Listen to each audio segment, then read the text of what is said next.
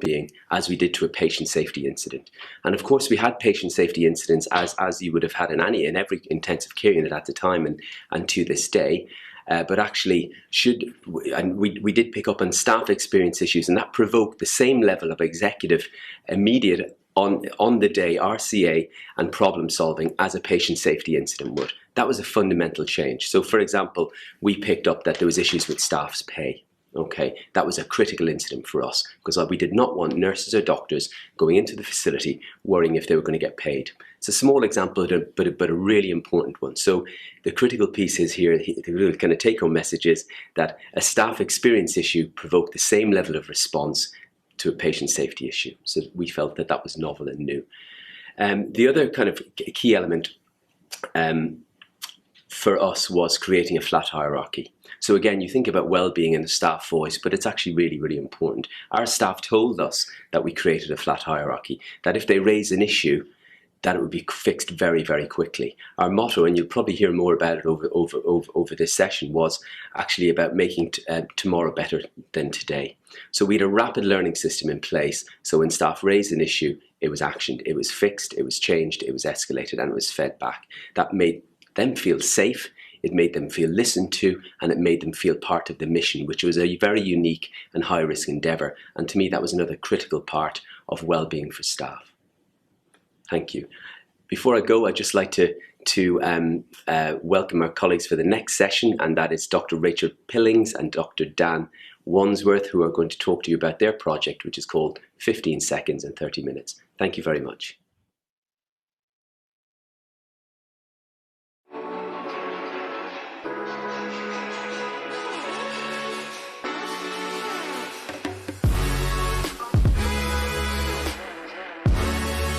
We should create a system in which anyone may take joy in their work.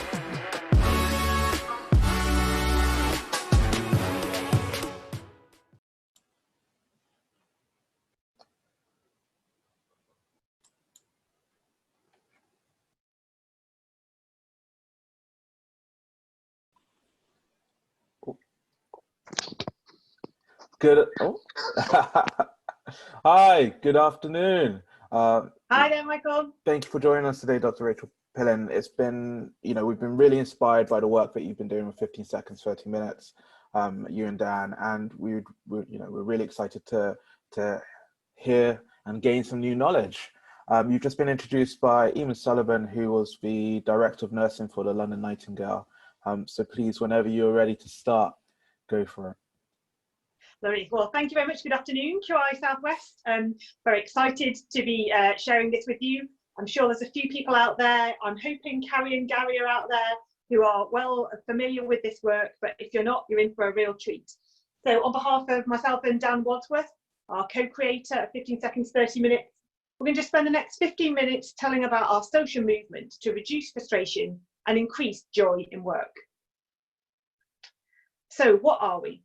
We are a social movement to reduce frustration and increase joy in work by encouraging any member of staff to spend 15 seconds on a task now that saves someone else half an hour later on, reducing frustration and increasing joy in work. It's as simple as that. But I know already you're thinking, how does this fit with QI? We are QI Southwest, so how is this QI? Well, there's three main elements to quality improvement. There's patient safety, doing it right. There's cost effectiveness, doing it well. And there's joy in work, we say, doing it with a smile. And most quality improvement focuses on those top two. We've got to get it perfectly safe, and we've got to get it as cost efficient as we can. And then we'll look at joy in work. And we say, no, it's the other way round. You have to start with joy in work.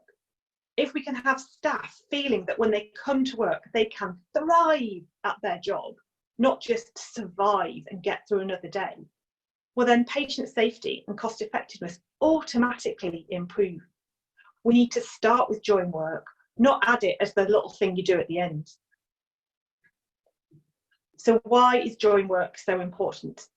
Dan and I have been at this 3 years, and even before we even knew that COVID existed, we knew that the international health organisations had identified staff burnout and exhaustion as the single biggest factor which was going to threaten the future of healthcare internationally. And we also know that joy in work is the single biggest factor in improving patient safety and experience. If as a patient on a ward, you're greeted by a member of staff with a smile on their face, who looks enthusiastic, really eager to be there, then the quality of care that you feel you're receiving is much higher. So this isn't just all fluff and nonsense. This is all built in quality improvement folklore. In 1931, Edward Deming, the grandfather of quality improvement, said we should create a system in which everybody may take joy in their work. And he worked in a factory making bits of metal that trunted together. We work in healthcare. We can all take joy in our work. We are in charge of whether we have a good day or not. An outrageous statement, I know, but you can do that little thing that means that you know you've done something good for someone else. Your day will be a good one. So let's just go back a bit. Where did this all begin? Well, let me tell you a terrible story about my daughter's bedroom. So every night before bed, I asked my daughter Maddie to clear all her clothes from her bed and her chair and her floor. Familiar experience to some of you maybe. And her approach to this was just to sweep everything straight into her wash basket, whether it was clean or dirty, whatever it was, everything away. And she's thinking, great, job done, very efficient. She's achieved her KPI, we're very proud of her. However, what she's done has created a huge amount of work for me and her dad. And one night I said, Maddie, if you just spent 15 seconds putting those clean socks I've just brought upstairs from the laundry pile, the clean ones in your drawer, that pair of jeans you've worn for 20 minutes, stick them on a hanger, put them in your wardrobe, then you'd save your dad and I half an hour a week in time spent doing washing, things in and out the washing basket, in and out the machine, on and off the drying rack. Let's pretend we ironing, back upstairs into your bedroom. She'd no idea that what she was doing was creating extra work for us. And the light bulb went on. This is happening in every organisation, not just healthcare, is that people are doing their jobs in a really good and efficient and well-meaning way. But if there was that tiny extra thing that they did, they could save someone else a whole heap of time and frustration. Absolutely. This feeds into a benevolent cycle, because right now you're saying, yeah, whatever, but I'm so busy, I do not have any time. No one has any time. But if you here are doing something that spends just 15 seconds that makes this person's day easier, more joyous, less frustrating, then that person's got 15 seconds to spend to help this person and this person and this person. And suddenly what we've got is a benevolent cycle where within your team or your department or your organisation, someone somewhere is spending 15 seconds to make your day easier. Imagine how much joy that is going to bring. When Dan and I were creating our social movement, we found a gap in the market. We spotted where one of the real problems with quality improvement, as was in 2016-17, and that's that most quality improvement training is delivered to staff in band 7 and 8 roles, to team leaders, to ward managers. And that's great, and it's really important that lots of people learn the language of quality improvement. But actually, most of the people in the health service are band 2, 3, 4. They're the people who are touching the patients. They're the people who know what the real frustrations are. They're people for whom a new language, a standard operating procedure, a whole set of paperwork and measurement is really daunting and frightening, and they back away from quality improvement. 15 seconds, 30 minutes offers us, the QI excited people, a way of bringing QI into everyone. But it's a secret. We say it's QI for people who don't think QI is for them. Throughout our workshop, we barely mention quality improvement. That is what the secret of its success is. So how does it work? Well, how it worked for Dan and I as we were getting up and moving as a social movement was just to ask people. We stood on the hospital corridor between Marks and Spencer's food and the Costa coffee and stopped people and said, tell us what's frustrating about your day. Tell us what little thing would make it easier. And we collected hundreds of these over 100 days. We call these little tasks missions. So what is a little thing that would make your job easier? We ran some workshops. All the materials for the workshop are free. They're on the website. It's been created so you can just pick it up and do it. And some of you may have booked onto the workshop later today, and I hope to see you there. We showed through the workshop how little things can make a big difference to you, to patients, to your colleagues.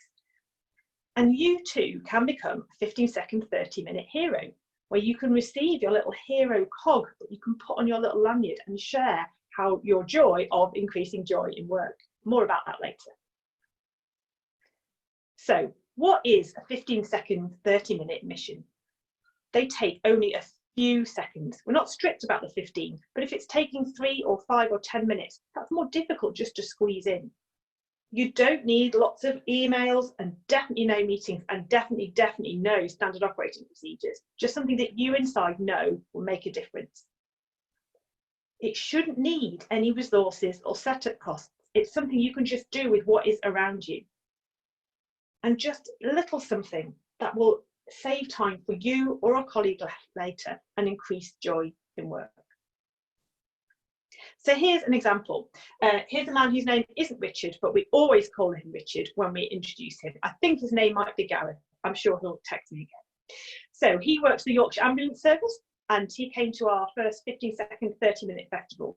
And his mission was around glasses. He said, if I spend 15 seconds saying to a patient before I put them in the ambulance and take them to hospital, have you got your glasses with you? Do you wear glasses? Then that patient's glasses go with them to the hospital. And that might seem like, oh, well, it's just that, isn't it? They've got their glasses, great. But let's look at the knock-on impact. And this is where our 15-second, 30-minute cogs really come in. So the patient now has their glasses. That means they can read the menu. They can choose what they want to eat. Those of us who wear glasses know that you can hear much better when you can see. They can understand, read the name badge that someone's wearing and know who it is they're talking to. They'll be able to read information that they're given.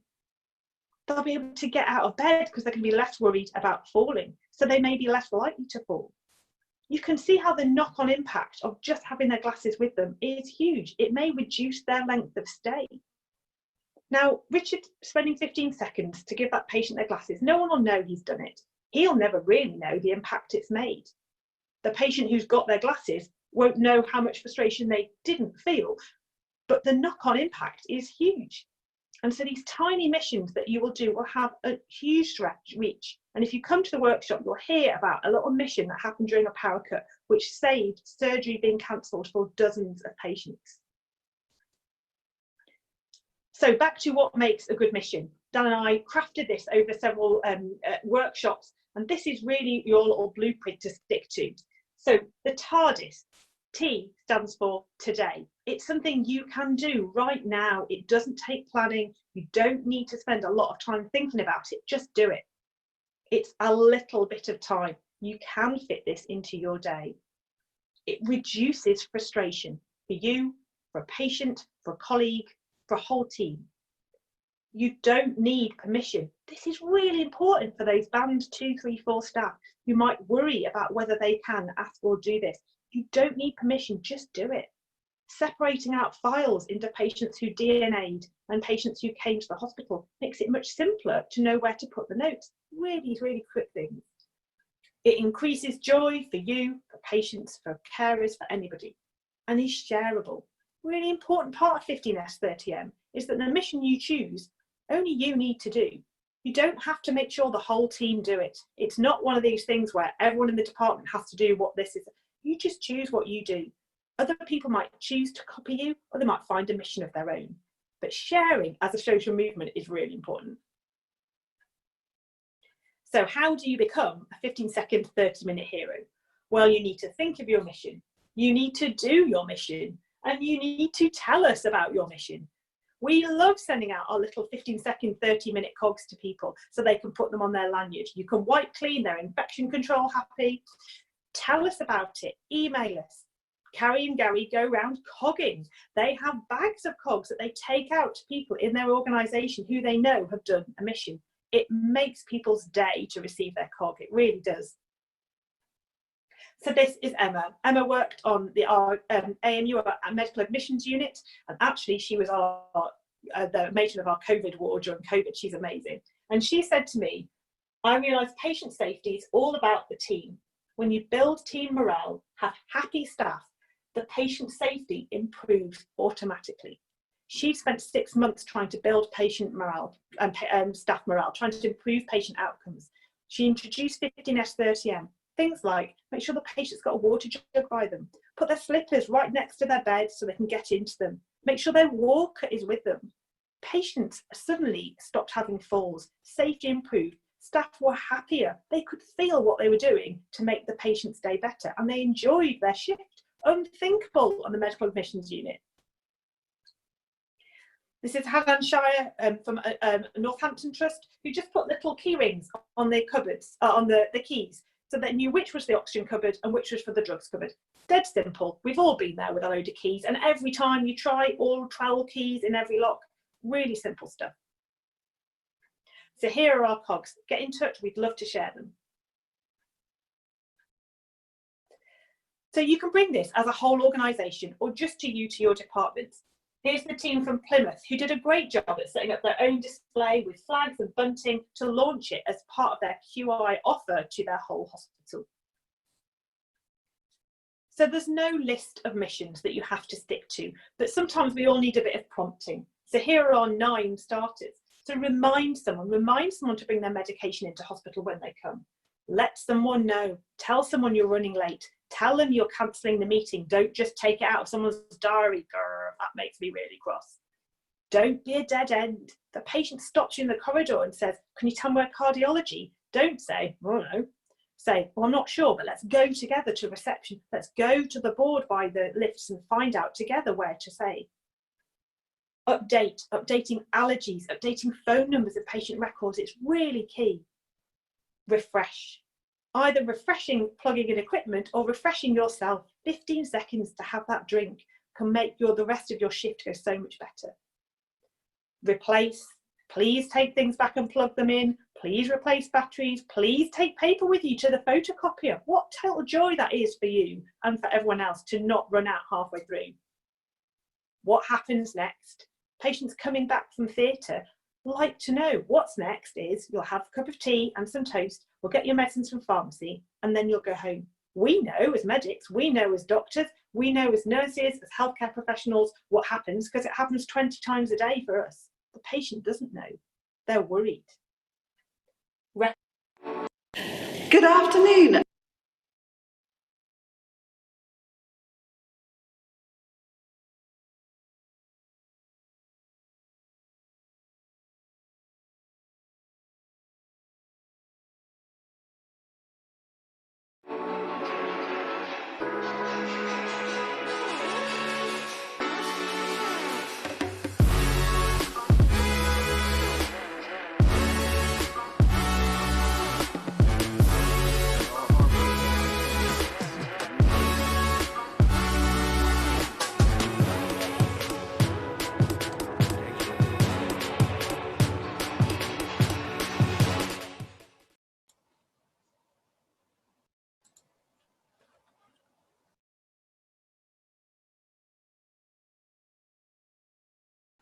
Hi, Dr. Shah.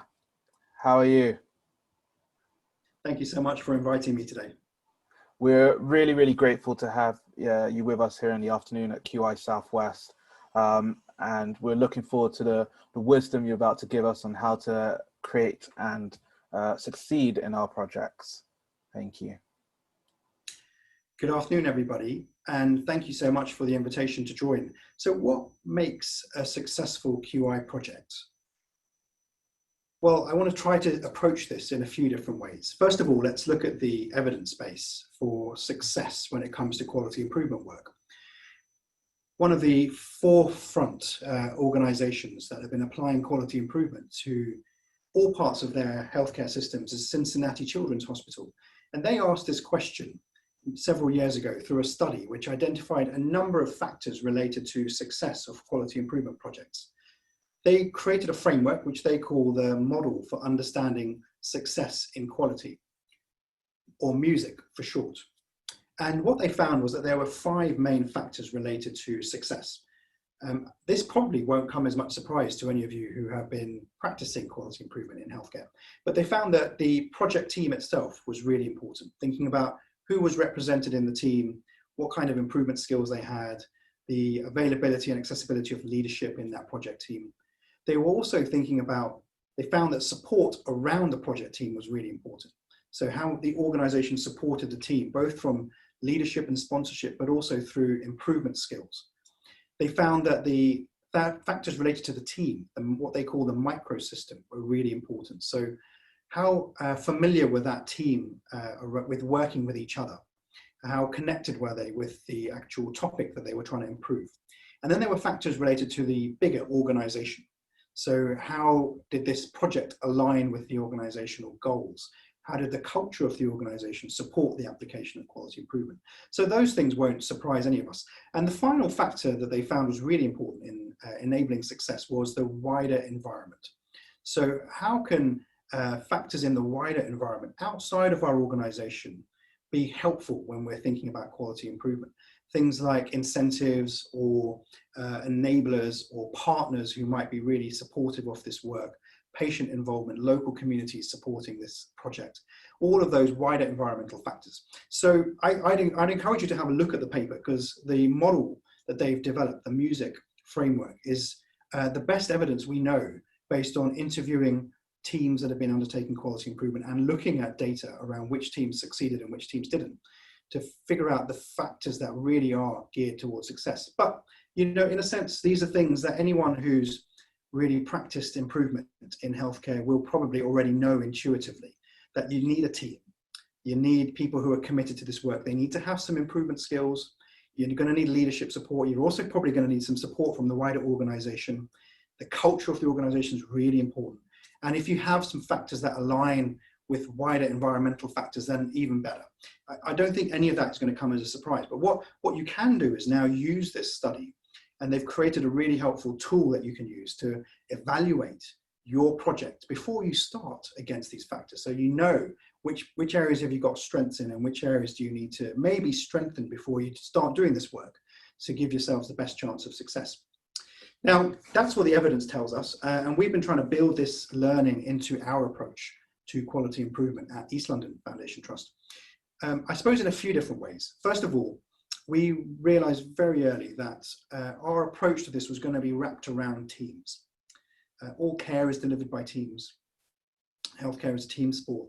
So for us, improvement is definitely done as a whole team. And that is a little bit different to how some places might approach quality improvement, where maybe one or two people who are keen on improving something might be allowed to go away and improve it. Actually, we don't do that. We really encourage those one or two people that have spotted an improvement opportunity to go back to their team and have a conversation about this and say, look, is this really what matters most to us and our patients? And to involve our patients in that too, so that the team is really focused on solving the biggest issues for that team and the patients they serve. Because let's face it, we don't have a lot of time, not a lot of free time and capacity, even less probably now than we may have done before COVID. So, you know, we really need to make sure that limited capacity we have is targeted at what matters most to our patients and the staff in our teams. So I suppose that's how we're trying to make sure that when we're solving complex quality and safety issues, that we're aligning around what really matters most. The second thing we're doing is involving our patients. Now that's an interesting finding, because Cincinnati did not find that to be a really important factor. But for us, we have been learning our way into how to involve our patients right from the very beginning, all the way through our quality improvement work as equal partners, part of the project team. And for us, that's important. It's philosophically important, because we want to make sure that we're tackling the things that really matter to people.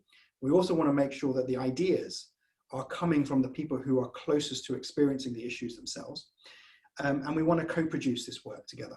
Actually, what we found when we, about a year ago, we looked back on our 5 years of quality improvement work and tried to do some comparisons around projects that had involved patients fully, all the way through, like I've just described, and all of our other quality improvement work. And we found an odds ratio of 4-to-1.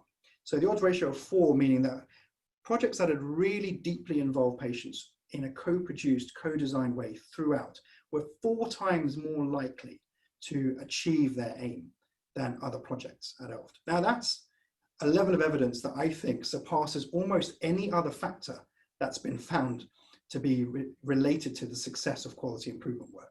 So we're trying to create a really locally owned, light touch system that deeply involves people who are closest to the issue.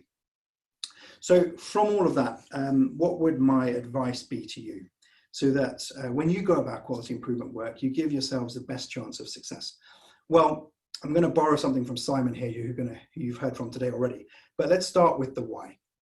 Why does this matter? Be able to create a really compelling narrative that's going to engage people around the cause. Because ultimately, having a shared purpose that everyone signs up to is probably going to be the driving force behind your work. So after the why, think about the who. Who do we need to influence in order to achieve our goal? Involve your stakeholders from all parts of the system, not just your team, but think about who else you're going to need to involve and influence. And definitely involve your patients, your service users from the very beginning. Not just by administering a survey or asking a few questions or asking for a few ideas, but involve them as true members of your improvement team, equal partners in the work. And then thirdly, I would say rethink the how. As well as the why and the who, rethink the how. How do we go about quality improvement work? Ultimately, if we go about quality improvement work in the same way that we go about every other kind of work, we're not really accelerating progress. We have to do this better and smarter. So don't use your usual repertoire of monthly meetings, committee meetings, sitting around a table. Those things are all fine in terms of assurance and the status quo. We need to go faster than that. So really think about how you can use huddles, stand-up huddles, really short meetings wrapped around PDSA cycles. So really, when you meet as a team, you should just be reflecting on how did your last test of change go? What did you learn? And how's that going to inform your next test of change? Plan your test, and then off you go. Really, there's nothing more to do in a quality improvement project meeting than that. And that's actually probably quite different to how most teams go about quality improvement work. So that's really what I would suggest you really focus on the why, think carefully about the who, and then rethink the how. And then lastly, from me, really, we need to rethink what we define as success. All of what I've talked to you so far really thinks about achieving the goal, the aim you set out to, but actually, is that what success is really defined by in quality improvement work? Is achieving our aim the definition of success? Not for me. Of course, we want to achieve the aim. We want to improve things for our service users, but actually, we often set ourselves really ambitious goals, goals that are going to stretch our thinking, force us to be creative, and we're probably not going to reach them all the time. And that's okay. It's okay to set ourselves really ambitious goals and for us not to reach them at times, as long as we're learning. So the key for me is success in quality improvement is really about successful learning. As long as we are learning, adapting and moving forward, taking that learning with us, that's for me the definition of success.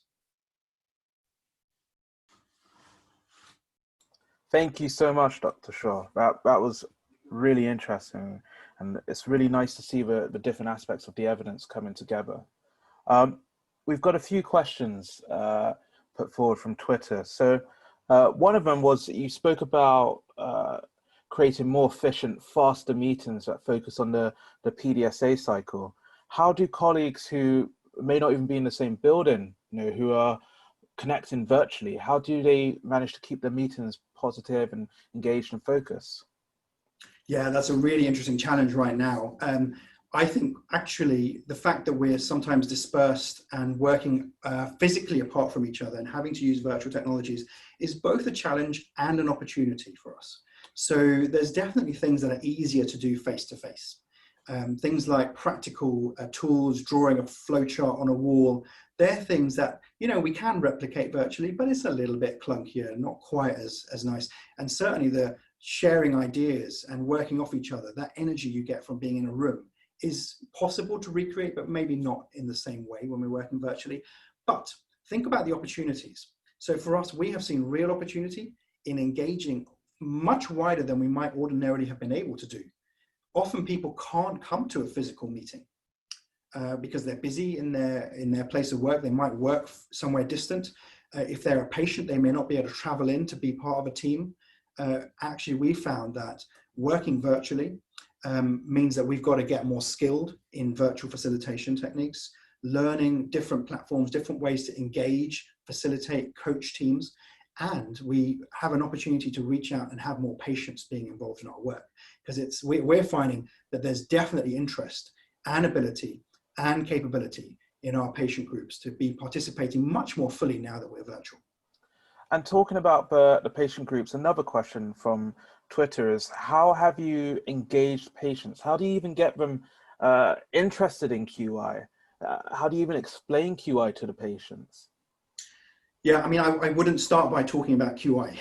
That's my first tip. I would start by asking the question, what do you really care about? What matters to you about this service? And what are we not doing that we really ought to be doing? What could we do better for you? And then work with us to make it better. I think, you know, all of quality improvement suffers from a little bit of being a different language that you have to learn and you have to translate. And actually part of our job as improvers is to translate the theory and the concepts into everyday language that everyone can use. So that's my message, really. Turn it into something that is really meaningful for people. And I think if you ask any patient, you know, what about our service could we really improve? And would you be willing to help us with it? Lots of people are so willing to give up their time and expertise to help us. That's really great. And then the final question from Twitter, which is probably a really, key part of the whole process, is how do you draw learning from the work that you're doing? How do you actually learn from that, put it into practice, apply it to other projects? Yeah, it's something we're learning about all the time. So learning how to learn, Michael, is something that we are still on a journey about. I think it happens at multiple layers, right? So there's no one thing, it's quite complex. I think there's learning that happens within the team that we really try to facilitate. When they're doing a piece of work, it's too easy to get sucked into tasks and activities. And it's actually, we need to force ourselves sometimes to stop, pause, reflect, and learn at each step. Even running a PDSA cycle, I see PDSA cycles being done, really just the tasks being done without the true meaning behind the PDSA. Then there's an opportunity to learn across teams. And there, I think improvement experts have a role to play in helping teams understand their work, curate it, tell it to other people in a way that enables people to connect with it and learn from it. So that real sense of storytelling being a mechanism for learning, I think, is really powerful.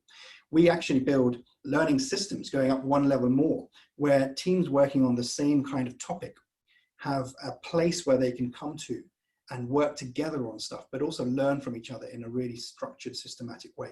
So I think there's lots of ways you can build to enable learning to happen, both at the micro level, at the team level, equally at the individual level too, learning as you're applying quality improvement, but also across teams, and then thinking even bigger across whole organizations or whole systems when you start working on big topics like joy in work or flow or safety, where teams can come together and actually share what they're learning works, what they're learning doesn't work, how they're applying the method to solving a problem. And we need to keep getting better at that. Perfect. Thank you so much for joining us today. And thank you so much for all the insights you provided. Do you have any parting words for the audience? It's been a pleasure. My parting word is practice, practice, practice. This is not something you can learn in a classroom. The more you practice improvement, the better you will be as an improver. So practice and learn from it and keep going. Thank you very much.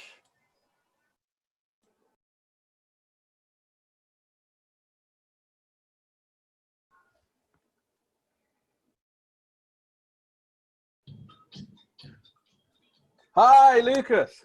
Can you hear me okay? Yeah, good man. How are you? Good. We're really excited to have you with us today. Welcome to QI Southwest. So whenever you're ready, please go ahead. Hey guys, how you doing? So we're going to do a bit of a fatigue buster on how to break through that. Guys work really hard, really long. You need to keep your concentration levels high, keep the energy going as well. Okay? A couple of things we can do for that. We could do a a splash effect. It's basically splashes some cold water on your face. So filling up a sink wherever you can, just getting that really cold all over your face, and that burst of energy revitalizes you, energizes you, it gets you going. It's that bit of a shock system, shocks the nervous system. Okay, we could also do a little bit of exercise and a little bit of stretching. Okay, it's really going to help the nervous system kick back in and pick you guys up again. Okay, so first thing we're going to do is a little bit of exercise. Just need to find a line, any line on the carpet, anything like that. Okay, here's one I made earlier. Okay, we're going to get our feet over and back up across the line. Okay, for 30 seconds. We're going to work left foot over, right foot over, left foot back, right foot back. Then we're going to repeat it, but we're going to do right foot first. Okay, so it's going to look a little bit.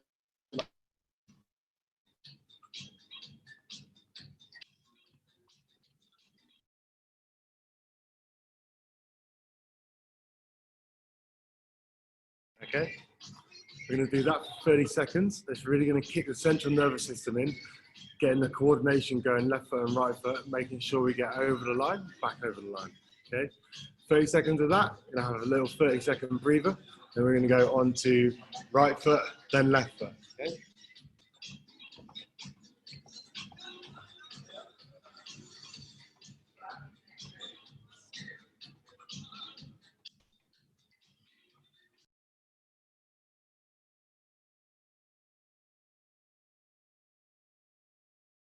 Okay, how was that?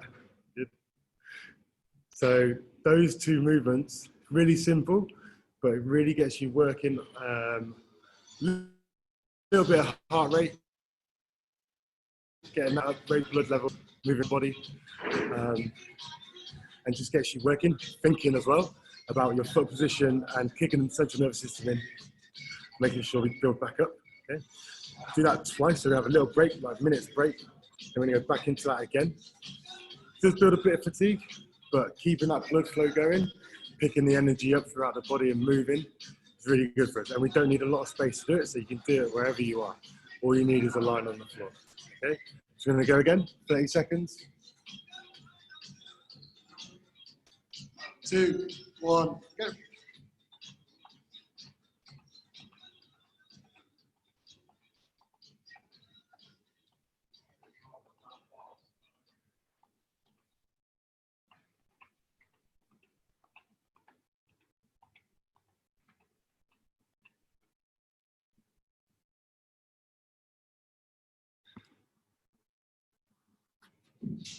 Nice, good work. Little rest, and then go back into it with the right leg leading, left leg following. Okay.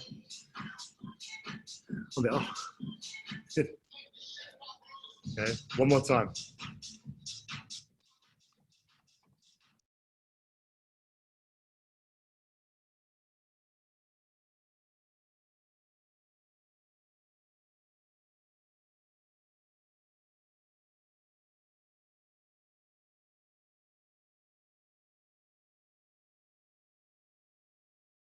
Nice, guys.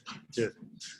Hopefully we're feeling a little bit tired, a little bit fatigued, but the blood's pumping, that energy's coming back, we're raising the heart rate. Now, see, bring ourselves down, recover a little bit. Then we're going to go into a little bit of upper body movement as well. Okay, some rotations, a little bit of stress through the body, some press-ups. Okay, there's a lot of variations we can do on press-ups, makes it accessible to everyone. Then we're going to look at some body stretches, okay, to hit the nerves, and then that'll really get us going for the next couple of hours. Okay. So the next exercise we're going to do is press-ups. I'm going to show you some variations on press-ups so that everyone can do these. Okay. So everyone's done a stand-up press-up before.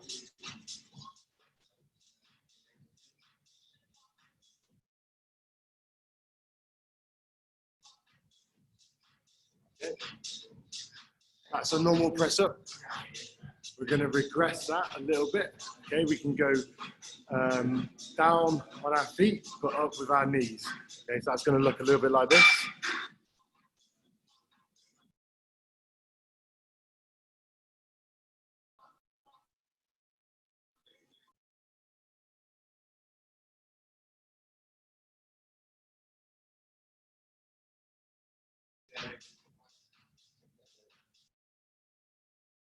which allows everyone to get into those positions. We can still get the same effect with just a little bit of help. Okay, there's one more regression we can do from that, which is on knees completely. Okay, when you get a little bit tired, start on knees.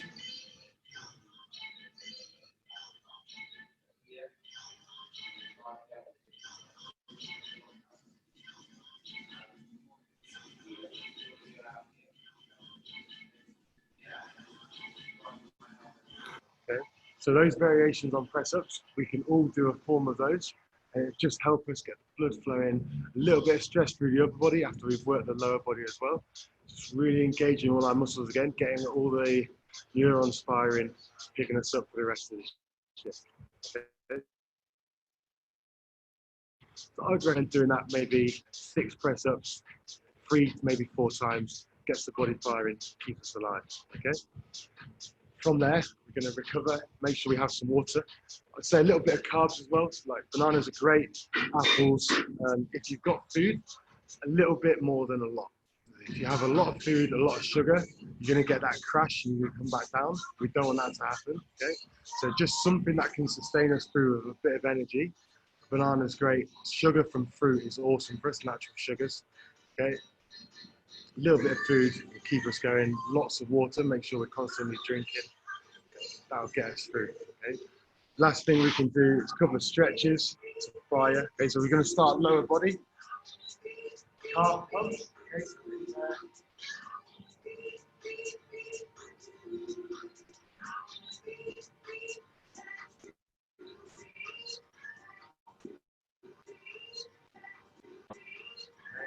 Nice, so that's calf pumps, okay? 30 seconds on those. Again, hits the nerves down the back of the leg, helps us fire and all those neurons coming through the body. They send in signals from muscles to brain, keeps us working. Okay? After that, we're going to go into the hamstrings. Again, it's going to hit the nerves on the back of the leg. You're going to feel it slightly going up to the back as well. Okay? So on one knee, bring that down. Leg out. Stretching this leg, this hamstring. Okay? Reaching opposite arm, opposite leg. Okay?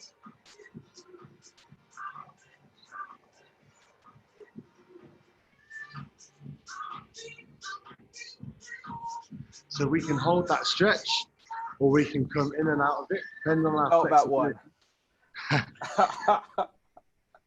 Depending on our flexibility, we can hold that stretch, or we can come rock into it and pull out of it. Okay, so if you want to get a big longer stretch, hold it for maybe 8 to 12 seconds, relax, go back into it. If it's quite a lot and it's quite tight, then maybe go into it for 2 seconds, come back out 2 seconds, in for 2 seconds, out 2 seconds. In total, we probably want to be holding that stretch for about 30 seconds each leg. Okay, so we go on to the other leg, right leg. Using the hamstring again, opposite arm, opposite leg. Or we can hold.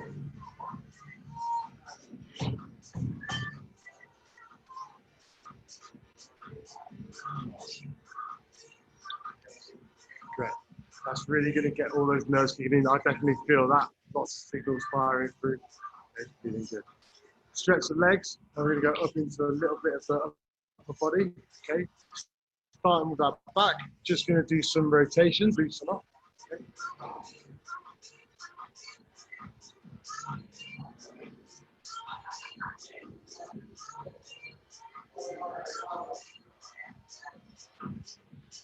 Remember, everything we do is controlled. When we're stretching, we've got to be controlled of it. As soon as we lose control of the body, then we don't have the effects we want to cause on the body.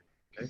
So when we rotate as far around as we can under control, and then we control it back the other way. Okay? Making sure you get a good stretch, and the more you do it, the further around you can get.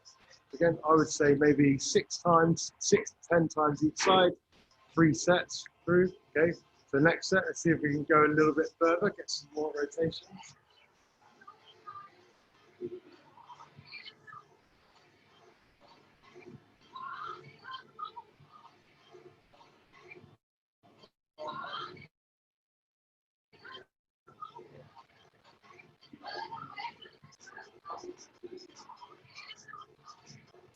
Good. Hope you guys are getting that, feeling good. Okay, I feel like a lot looser, feel connected, feel like working through. Next one, just going up to the shoulders and the arms, and do reverse flies, okay? We'll take your arms out at different angles. Really stretch the chest and the shoulders, okay? So arms coming together. Changing the angles.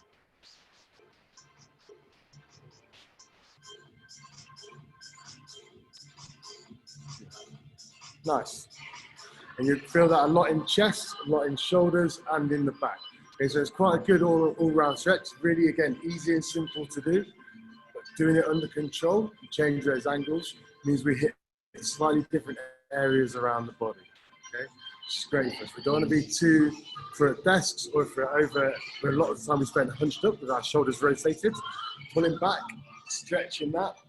Lengthens all the ligaments and tendons around the muscles in the shoulder to help you be balanced in your posture. Okay? So that's what we're looking for there. Nice stretch on the chest as well. You can do that one more time. Okay? Stretching out different angles.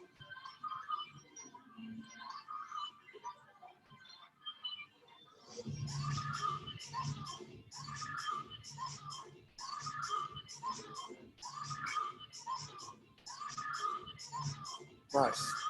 Good work. How are we feeling? We good? Yeah, great. Last one we're going to go on to for the stretches is looking after our necks, okay? Again, feeling those nerves tingling, hitting the brain. We're going to start with a little routine where we go hold our neck down for 6 seconds. We go up for 6 seconds, right for 6, left for 6, okay? And do that twice round. That's going to be like one little circuit, okay? So 6 seconds down.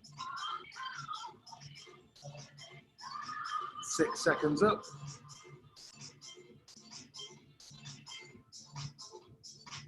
6 seconds right. 6 seconds left.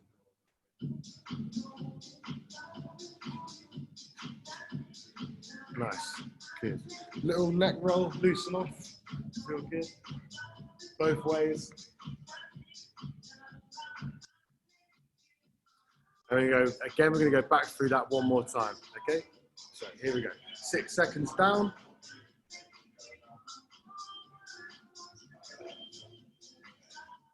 6 seconds up.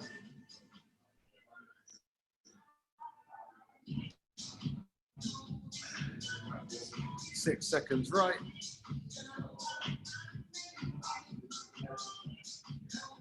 6 seconds left.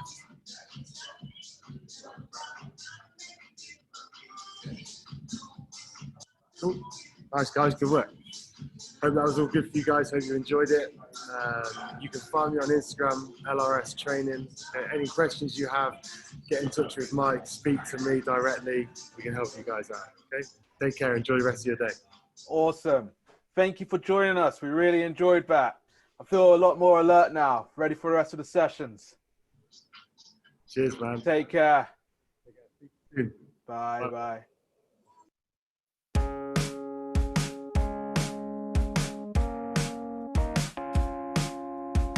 I think I need a little love, I think I need a little sleep, I think I need a little you. Big empty bed, I've been swimming.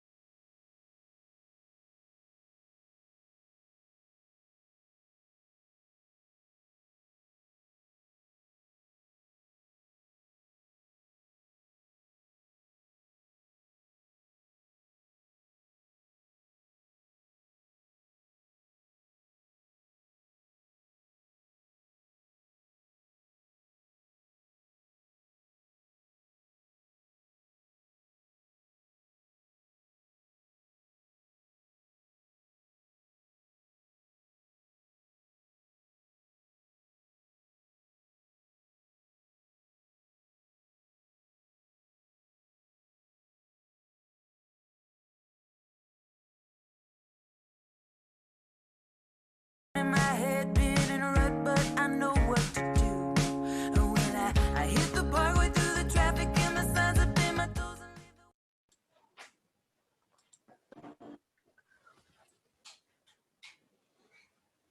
and Yasmin, hi. We are so grateful to have you here at QI Southwest. Thanks for joining us this afternoon. Really looking forward to this mindfulness session. Where are you? Yes. It looks amazing. So usually I'd be in my studio, which is in Nottingham. However, I'm taking a little bit of time out, and I'm in, as you can see, a lovely hilltop location in Ibiza. So I'm really, really pleased to be sharing these vibes that I'm feeling myself with you guys today. Amazing. So if you think about mindfulness and meditation as a way for us to take our brain to the gym, it can be classed as one of the most important forms of mental hygiene. When practiced daily, it can be beneficial to reduce stress and help us perform at our optimum. To go a little bit deeper, we can say mindfulness is an active focus technique which helps us access the present, and it lights up a particular area of the brain, whereas when we practice meditation, that lights up the whole brain, and it can really give us deep rest and release. So let's move to the technique. So however you're sitting, whether you're sitting like myself on a stool or a chair, I want you to become quite comfortable, or whether you're sitting cross-legged in your meditation posture. And really begin by bringing your focus to the base of the body, so the areas of the body that are connecting to the ground. We call it grounding in our practice of yoga, mindfulness meditation. And then from this place, I want you to draw your focus up through each and every vertebrae, all the way up to the crown of the head. If you feel comfortable, close the eyes, or just have a soft gaze and imagine creating that space and length through each and every vertebrae. So this is that position that we want to hold as we move into our practice. Lift the shoulders up to the ears with a nice big deep inhalation and drop them down with an exhale. Let's practice that too. More inhale, lift the shoulders up. Take an exhale. And our practice today, we're going to be breathing in and out through the nose. So becoming acquainted with that sensation of breathing in through the nose as you lift the shoulders up. And breathing out. Drop the shoulders down.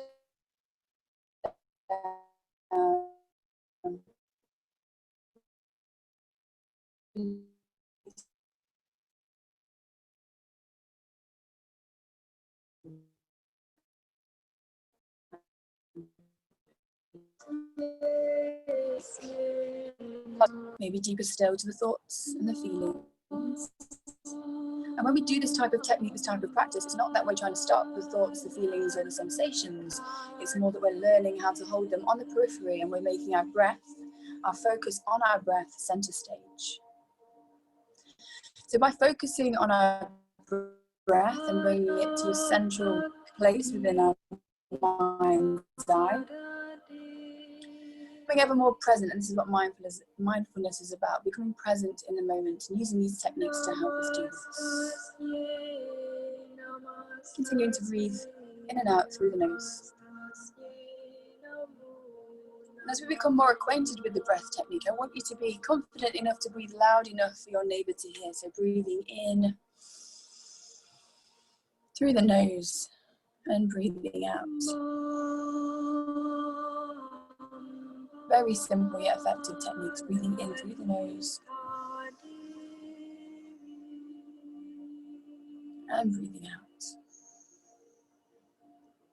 And as you breathe in now, I want you to imagine you're opening and expanding all the way into the lungs, the sides of the lungs, into the tummy, filling yourself up with newness, with freshness. And as you breathe out, imagining you're releasing, relaxing, allowing anything that no longer serves you to go. So there will always be things competing for our attention. We'll always have our mind wandering, it'll always be off, and it'll be doing this and it'll be doing that. There are things that we can't change going on externally in the world and potentially internally. Yet what we can do is learn these simple techniques to help us become present, to become more mindful, and help us better deal with the stresses that present themselves to us in life. So deepening the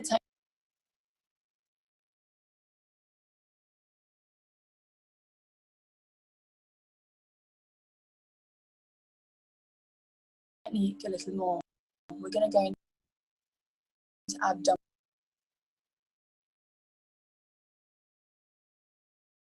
breathing. So for this practice, I want you to bring your hands onto the lowest part of your tummy. Come back to that position of a long, straight, strong spine. Now what we tend to do in our society is hold a lot of tension here in this area. So as we practice this breathing technique, this abdominal breathing technique, it helps us to activate the parasympathetic nervous system, which in turn helps us to relax. And then from this place of being relaxed, we're able to access the present moment, to become mindful. So hands are on the tummy, shoulders are relaxed. You're going to take a big inhale and push the hands out, make the belly big. Belly fills up, and as you exhale, you're going to release, relax, sink further down into your seat. Once again, take a big inhale, push the hands out and make your belly big. Take an exhale and relax. Continuing this cycle, nice and steady, big inhale, fill up the lungs, fill up the belly, spreading those feelings of relaxation, of release throughout our body, throughout our being. Exhale to relax. 2 more times here, take a big inhale. Exhale to relax. Once more, take a big inhale. And exhale to relax. Release, bring the hands onto the knees. Find that length once again through the spine.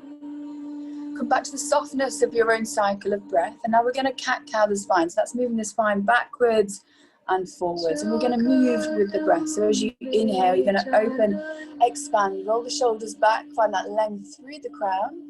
Open the front of the body, and as you exhale, you're going to tuck the tailbone under round the spine, let the head hang heavy, releasing, relaxing. Take a big inhale, lift up, lengthen, open.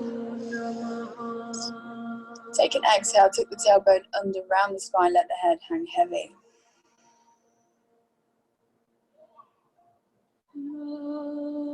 Take an inhale, lift up, lengthen and open. Take an exhale, tuck the tailbone under, round the spine and let the head hang heavy. Continue, take an inhale, lift and lengthen. So it's like a moving meditation. We're moving with the breath. Exhale, tuck the tailbone under, round the spine. We're going for 2 more times here.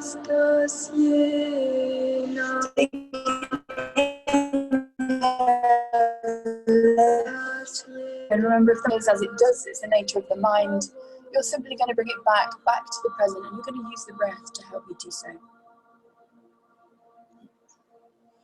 One more time, take an inhale, lift up, lengthen and open, arch the back, welcoming that newness, freshness and openness into your body, into your being, and then exhale, come back to your neutral spine.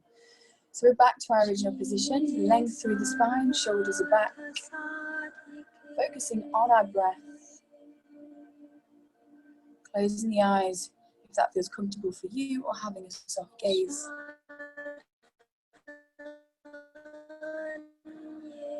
Part of our abdominal breathing, so the hands come back onto the lowest part of the tummy. Now it's worth noting, if you do struggle with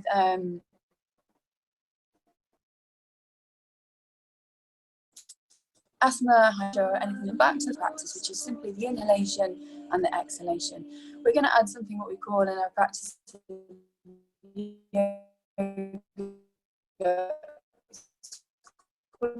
comebacker, which is a written ceremony, possibly can be. Take a big inhale, push the hands out, belly becomes big.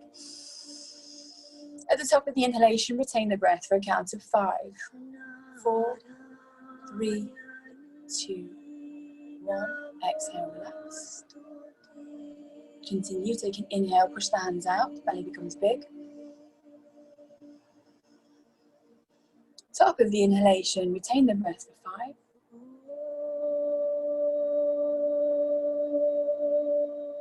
5. Exhale to relax. Big inhale, push the hands out, make the belly big. Top of the inhalation, retain the breath for 5.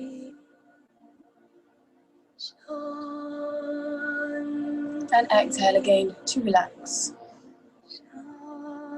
Continue with this cycle. Big inhale, push the hands out, make the belly nice and big.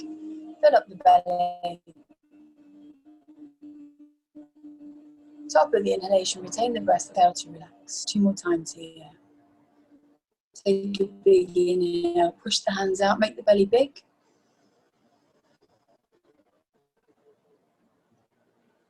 Top of the inhalation, retain the breath for 5. And exhale to relax. Final time, big inhale. Top of the inhalation, retain the breath for 5. And then exhale, completely release, relax, turn the palms down, rest them on the legs, on the knees. Find that length through the spine. And for a cycle of breath or 2, see if you can close the eyes and just focus on the notion that meditation can be defined as 1 conscious breath in and 1 conscious breath out. It's that space and that place that we create between the moments, the heartbeat, that place where we get that deep rest, that deep relaxation, that place where we learn how to bring all of the elements of our being together, focus on becoming at one with ourselves and our surroundings. So just deepening the breath, taking any movement that feels good for you, opening the eyes to close. So it's worth mentioning that the tools of yoga and mindfulness and meditation are amazing, but they're only as amazing when you use them. So to help you guys along your path to using these tools, you're most welcome to join us in our online space. In fact, for all of you, we have 7 days complimentary and then a half price offer for you guys if you would like to do any online practices with us. I hope you've enjoyed that short insight into what we do, what I do, and I hope to see you online very soon. That was amazing. Thank you so much for that. We really appreciate you taking the time. That's fine. It's my pleasure. Please go enjoy the rest of the day. The view looks amazing. Very much. All right. Take care. Take care, Michael. Bye. Bye, everyone.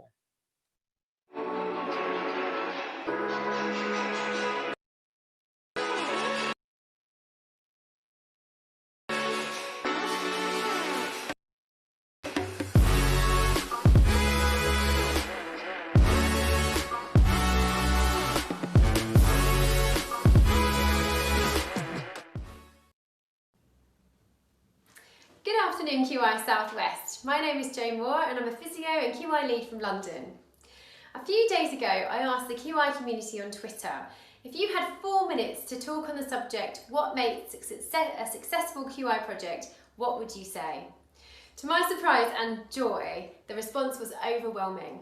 Within 24 hours, there were over 70 comments with over 200 separate insights. Having read and distilled these down, 5 clear themes stand out as vital ingredients to a successful project. The first of these is to understand the problem and to develop a clear and well-defined aim.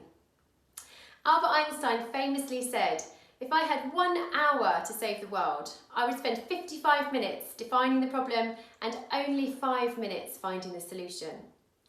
Deciding whether our project is a messy QI project or a simple technical fix that doesn't require QI methodology is the first step. Then understanding the systems that we work in, the culture and the history of those systems, the people and processes involved, and having a clear handle on baseline and variation within our system are crucial in defining what it is we want to change and improve, how, why, and who it matters to that we do. Using tools such as root cause analysis, music scoring, and systems thinking have a huge role to play. And then developing an aim that is smart and really speaks to the heart of the issue will ensure that our projects avoid drift and confusion.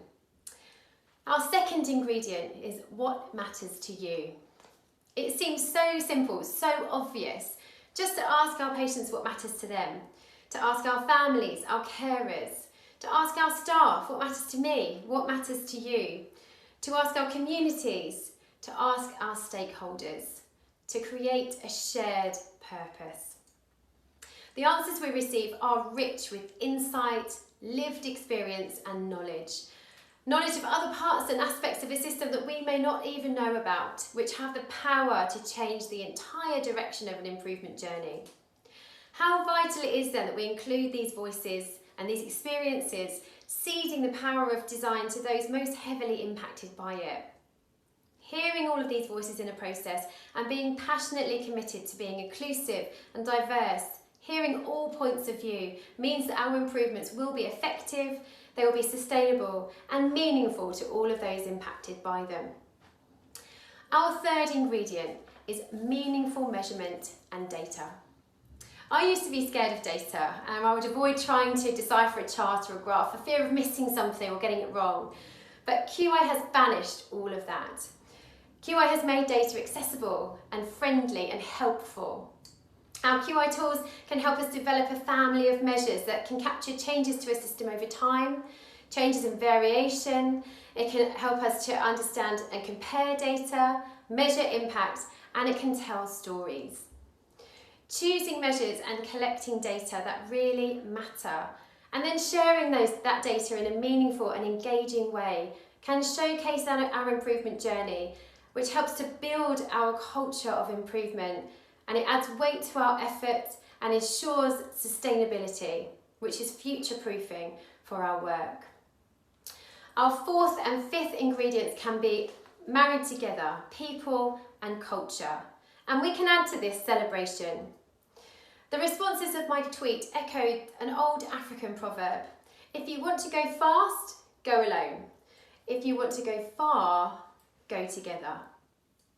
Quality improvement is a team sport. It flourishes in an environment of improvement, continuous improvement, discovery and innovation. It is supported and championed by senior leadership, which fosters a culture of psychological safety, learning from failure, curiosity and humility.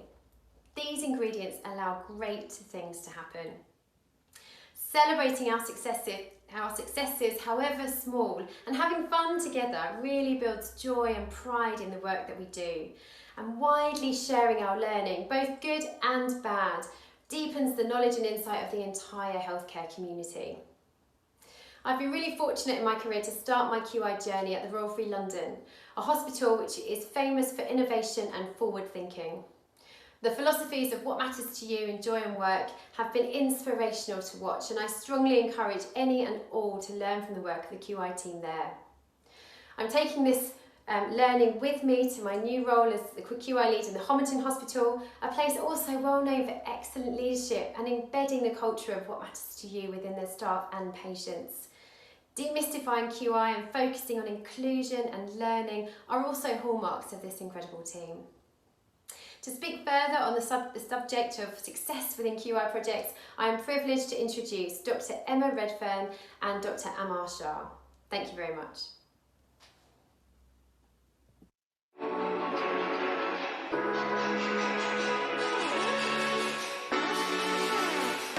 Staff to freely report adverse incidents, in particular the near misses where we can learn the most, is a prerequisite to safe healthcare.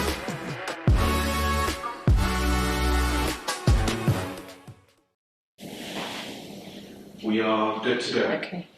Good afternoon and welcome to QI Southwest Conference. I'm delighted to be here to talk to you today. My name is Dr. Emma Redfern. I'm an ED consultant at the Bristol Royal Infirmary and I also work there as the Deputy Medical Director. I'm also lucky enough to chair the Royal College of Emergency Medicine Safer Care Committee. And I'm here to talk to you about the ED Safety Checklist. You'll all have seen the headlines in winter about overcrowding in the emergency department and the resulting problems that that brings. It's something that's happened increasingly over the past 10 years, and we have increasing ED attendances, we have poor patient flow and poor discharges from the hospital for several reasons, and we have a frail and elderly population who have multiple comorbidities who attend the ED.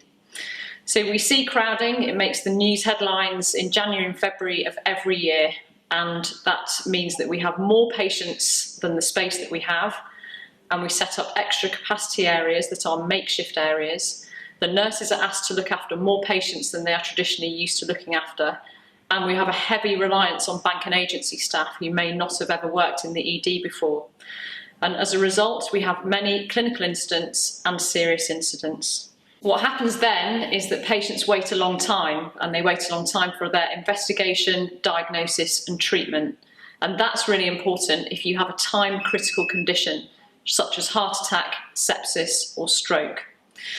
So in the winter of 2011 at the BRI emergency department, we had several clinical incidents and 4 serious incidents. And when we looked at the reasons, we had 3 long winters of saying it's not our fault. It's not our fault that the discharges from the hospital are poor, and it's not our fault that more people are attending the emergency department. And what we didn't do was look to a solution to the problem that we faced. So a crowded ED is a bit like a Where's Wally scene, which is a gruesome Where's Wally scene, where your sick and deteriorating patient is Wally. And I'm going to talk to you about a patient that we saw that sparked this work. We had a 58-year-old lady who'd been unwell at home for a week. She was diabetic and she'd developed cellulitis, which is an infection in her skin. She phoned an ambulance on Saturday night, and the paramedics attended and they brought her into hospital. While she was en route, she had 3 sets of vital signs taken, which were all abnormal and pointed to sepsis as a condition that she was suffering from. She then arrived to the BRI emergency department, and we were full and crowded, and she was offloaded onto a trolley in a corridor, which is where we were holding patients who were waiting to come into the emergency department. She was there for 3 hours and had no further sets of vital sign monitoring. She then came into one of our cubicles and was seen by one of the nurses. She had some vital signs taken then, again, which were abnormal. She also had a venous gas taken, which showed a lactate of 4, which is very high, and again points to the fact that she was suffering from sepsis. The doctor saw the patient and diagnosed cellulitis, which required antibiotic treatment. The antibiotics were prescribed, but even though she was only sat 10 metres away from where the antibiotics were held in the cupboard, she didn't have those antibiotics for another 90 minutes. She was then transferred to one of our escalation wards, which is a pop-up ward of extra capacity where patients are held, and she was admitted under the admitting team. Overnight she deteriorated and became worse, but the nurses on that ward, who had never worked together before, didn't know which team to bleep. And the orthopaedic team set off on their safari ward round of the hospital because they had patients dotted all over the place and didn't get to see her till lunchtime. By lunchtime she was critically unwell, and when the dressings were taken down of her cellulitis, it was obvious that it had become more serious than that, and she had developed a very serious skin infection called necrotizing fasciitis. And despite going to theatre for a radical operation, she died later on ITU.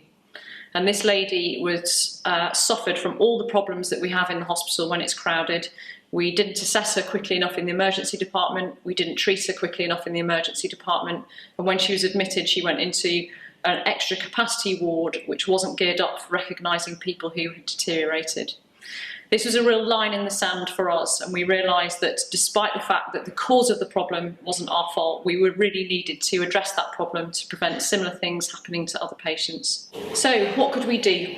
We reviewed the incidents that had happened over the winter when we were crowded, and we looked for common themes.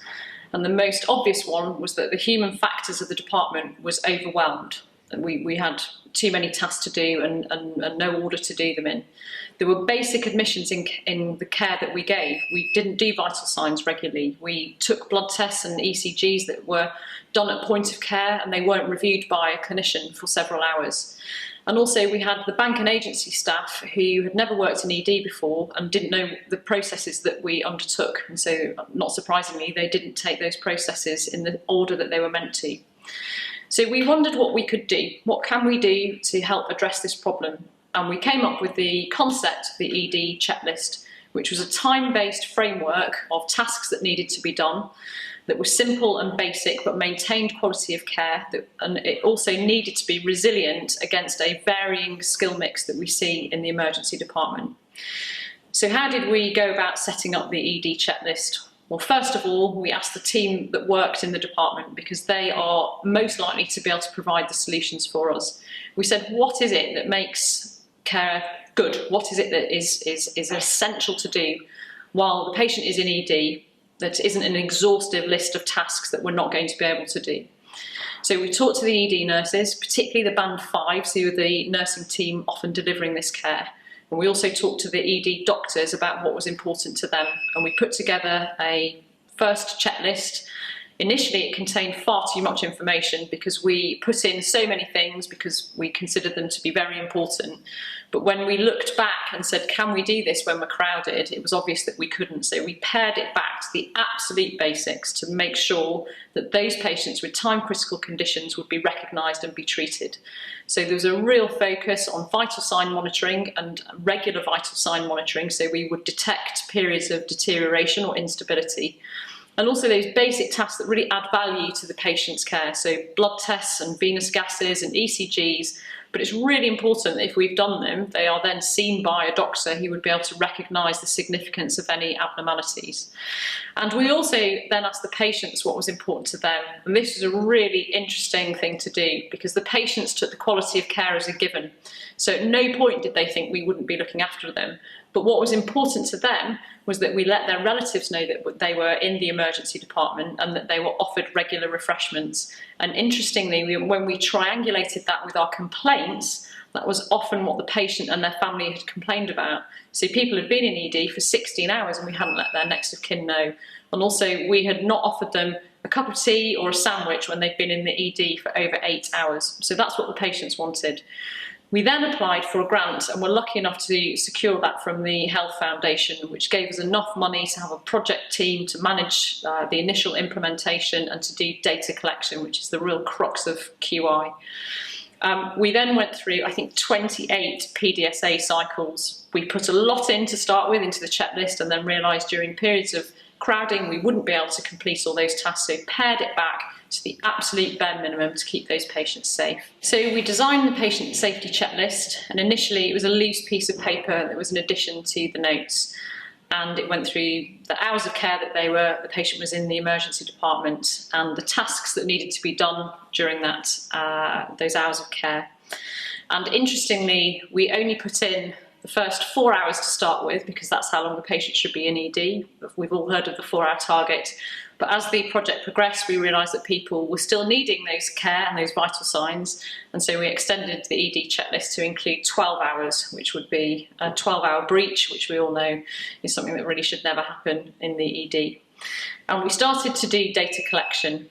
And what did I first notice when we put this QI project in? The first thing is that there are some different responses in people to asking them to change. A lot of people don't like change, but some people do. And we had some early adopters in the team who realised that this checklist, particularly when they were the shift coordinator running the shop floor as the nurse, would really help them, because at a glance they would be able to see that all the patients in the department had had the necessary care done, and if they hadn't had that care done, they would be able to see very quickly, whereas before we had no process to highlight that to the nurse in charge. But what we also found was that we had some real laggards to change. I remember somebody saying to me, "Is this your checklist?" Me thinking, oh no, I need to run away. People not liking it, being a bit insulted by it. This was very basic. They'd been a nurse for a very long time and they didn't need to be told that these list of things needed to be done. And we addressed some of those concerns by showing people the clinical incidents that had happened during periods of crowding, and showing them that even our most competent of nurses had omitted to do vital sign monitoring during periods of crowding, and that had led to significant incidents happening to those patients. And we started to data collect, and this is one of the most encouraging things that we did, because once we put the checklist in, done the education around why we needed to improve what we were doing, and this was a new process, and highlighting the clinical incidents that had happened prior to us having this process, we were able to show that we were undertaking vital sign monitoring regularly and frequently. We were administering pain relief regularly and frequently to patients that were in pain. And all our key performance indicators improved, and we were able to feed this back to the team and say, great, well done, carry on, but look at what we've achieved already. We also had no further incidents of failure to recognise deterioration during the initial 6-month period that we put this checklist in, which was a real success and a measure that we hadn't expected to be seeing the results of so quickly. So after completing about 6 months worth of data and analysing the results, we were able to show that all our key performance indicators had improved with statistical significance. And then we wondered, well, is this an isolated problem? Is this only happening at the BRI emergency department? Luckily, in my role as the chair of the Safer Care Committee at the Royal College of Emergency Medicine, we have access to the datixes that are put in across the country. There are about 28,000 datixes recorded every 6 months across all EDs. And when we looked at the themes of those, there were a statistic. When we looked at the themes of those, we were able to identify that overcrowding and failure to recognise deterioration was happening in other units. In fact, it was happening very often. And overcrowding and failure to recognise deterioration was also in the description on patients who had died in the emergency department. So we knew this wasn't an isolated problem. So we looked at how we could adopt and spread this work more widely than the BRI. And I was also working for the Academic Health Science Network as one of their, in their patient safety team. And we had access to offer this project with some funding for project management and data collection to the other 6 emergency departments in our region. We had a collaborative approach, we had meetings with those emergency department leads and the nursing leads, and we were able to share our results and share the sort of pitfalls and the struggles that we'd had with implementation, the early adopter story and the laggards. And these teams signed up to taking the safety checklist and evaluating whether or not it would work in their emergency department. All of them recognised the story that we started with about the lady who had had a delay to recognition and treatment of her sepsis. So I had a really interesting comment from one of the team at the Health Foundation that checklists are like toothbrushes. Everybody wants one, but nobody wants anyone else's. And this was a really key, important fact when we were looking to spread this work, because not all EDs are the same. We do the same business, but they're not all run the same way. They don't have the same demographic and the same population, and they don't have access to the same teams within the hospital. So the ability to make your checklist bespoke to your unit was one of the key factors to success in the rollout of the project. We had some fixed key performance indicators across all departments, the ones that are really important, so vital sign monitoring, and every hour, and pain relief administration, and checking the results of whether that pain relief had worked. But then we let individual departments make that checklist bespoke. And so every department ended up having a slightly different checklist. And when we see them now, they're still evolving, and people are adding things and taking them away depending on what their department needs at that time. But then the results came in, and what was really interesting was that when we looked at the baseline tests, you know, how many times do you do vital sign monitoring? Do you do it hourly? Do you not do it hourly? They were wildly different. But with the introduction of the checklists, all these key performance indicators started to standardise, and we got to a level where 85% of patients in the emergency department were having their vital signs monitored every hour. So this project was then successful in our 6 local EDs, and the Academic Health Science Network were then asked to roll this out to all EDs. And we have some tips for implementation. So first of all, the challenges that we had was this is just another piece of paper. And I do accept that when you're trying to change things, particularly in the emergency department, we just give you another pro forma to fill in. Eventually, we made this part of our notes, and that really helped that. So it's now embedded in our document that we use to assess patients when they come into the emergency department. It's in colour, which also helps. It's not just a sort of photocopied piece of paper on the very grainy paper that we appear to have now. This looks like a formal document. And when you pick up a set of ED notes at the BRI, if this checklist isn't filled in, it would now feel as abnormal as the triage checklist not being filled in. So this has become embedded practice. Before, I mentioned that some of the nurses felt that this prescriptive, very basic checklist was a bit insulting to them. They'd been an ED nurse for a very long time. But we were able to use the clinical instance that we'd seen before to highlight that even the best nurses in these very difficult circumstances would not be able to do all these tasks and remember them in a timely fashion. One of the other things that we realised quite early on was data collection was going to be quite difficult. And what we needed to do was to teach the band 5s who were doing these tasks the importance of why they were doing them, but also teach the band 7s who were leading the shop floor the importance of why it's important, the importance of why this checklist needs to be completed. So the checklist was, once we'd put this in and we'd stopped sort of routine data collection, we continued to ask the shift coordinator, band 7, to audit in real time 5 sets of notes on their 8-hour shift and feed back to the nurse who was looking after the patient. And this meant that any omissions in the checklist or any inconsistencies or any areas that it wasn't filled in, they would be able to, in real time, check with the nurse why, and often it was a case that the patient was in CT, but we just hadn't written that. But also to say really well done to the nurses that had filled their checklists in well, and feed back to them in real time that they've done a great job and they've kept their patients safe. I think one of the things that I learnt later on when we were reviewing the notes is that we had a patient who had a sudden and unexpected cardiac arrest in one of these cubicles. And prior to the checklist going in, we would have had very little evidence as to why that had happened. We might have one set of vital signs monitored. But the patient had been in ED for 3 hours. They'd had 3 sets of vital signs, all with a new score of 0. The nurse had ticked the checkbox to the checklist to say they'd done all the tasks, they'd sent the bloods, they'd done an ECG, which had been signed by a doctor. And in fact, she'd also managed to tick that the patient had been offered refreshments, and 5 minutes before their cardiac arrest, they were sitting having a sandwich and drinking a coffee. So this arrest was completely unexpected and unpredictable. We couldn't predict it from their vital signs that they'd had undertaken in the emergency department prior to that happening. So when that happened, we did fill a clinical incident in and review the notes, and we were able to say to that nurse, you did everything that we asked you to do, and this was completely unpredictable. There was nothing anyone could have done to predict this gentleman having his cardiac arrest. Luckily, he was successfully resuscitated and went off to cardiac care.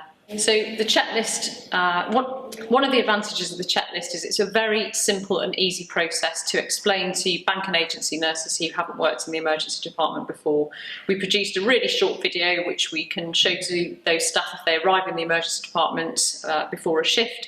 But also, if they don't have time to watch that, the lead coordinator for the ED, it takes about 5 minutes to go through with that individual staff member what they need to do.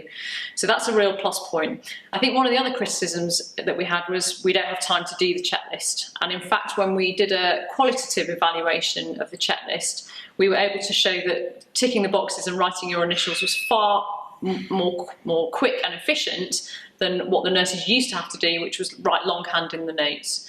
So my top tips would be to engage your band 5 workforce early, so the people who are actually doing it, but also show the advantages to the more senior nurse who is overseeing the shop floor, so that they can understand that if their band 5s are completing that paperwork effectively, then they are able to be assured that the quality of care given to all those patients in the ED, no matter how crowded, is safe and effective. I would put this checklist in the main body of your notes as soon as you can, so it isn't viewed as an extra piece of paper and lost. And I would also show the nursing team how easy it is to teach bank and agency nurses who you may be reliant on over the winter how easy this checklist is to use and why it keeps us safe. I'm really grateful that you've let me talk about this today, and I'm happy to field any questions. So what were the biggest challenges you faced trying to push this through? Well, that's a good question. I think in ED we've got a really big team. So we have 150 nurses, I think we've got 40 plus doctors. And so ensuring that all the team were informed that this change was going to happen and the funding that we got and the reason why was quite difficult. We started the implementation in November, which arguably isn't the greatest time to start this work because we were already starting to see periods of crowding, and trying to introduce a new process and data collection during that period of crowding was difficult. I think the data collection and the value of real-time feedback was probably the key for us.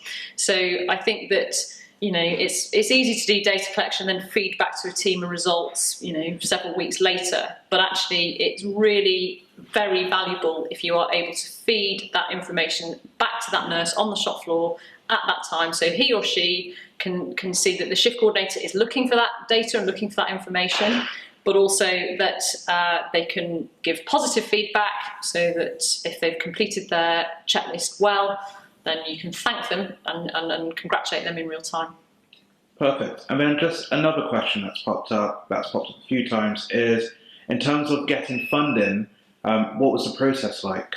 Yeah, so that was an online application. It was a massive, great big form. Of course, being an ED consultant, I don't have a huge amount of experience in completing grant research funding application. So we submitted the application with a huge amount of assistance from the professor who works here in the emergency department, Jonathan Benger, and also our nurse consultant, Rebecca Hoskins, who works at UWE. And both of those team members had vast experience in submitting grant applications and were able to be a very critical friend at my first attempt at that online submission, and red pen all the things that weren't relevant. But essentially, you need a really succinct application with clear benefits and a really accurate costing. And those are the things that they focused on the most were how we were going to do the data collection and how we were going to implement this during a period of crowding, which were exactly the right questions to focus on. Thank you so much for joining us today. Thank you. All right.